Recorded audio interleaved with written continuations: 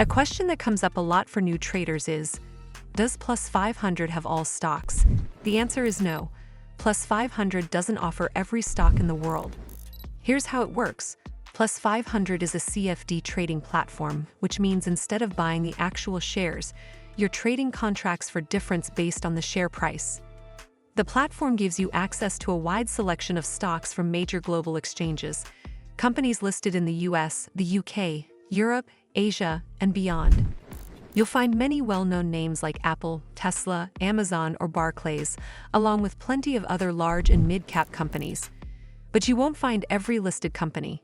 Smaller cap stocks, very illiquid shares, or those traded on less prominent exchanges are generally not available. Plus500 focuses on offering a curated set of liquid, widely traded shares that are practical for CFD trading. The good news is that the list is still extensive. In addition to individual company stocks, Plus500 also provides CFDs on indices, ETFs, and other instruments. That gives you broad exposure to global equity markets, even if every single stock isn't on the menu.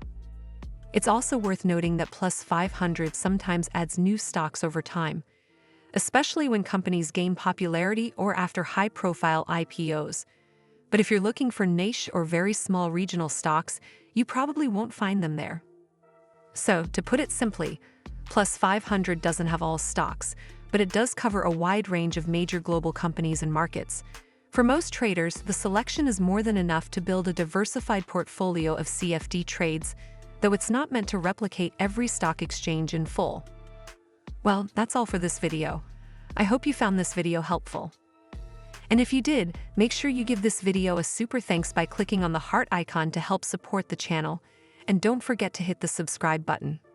We'll see you in the next one.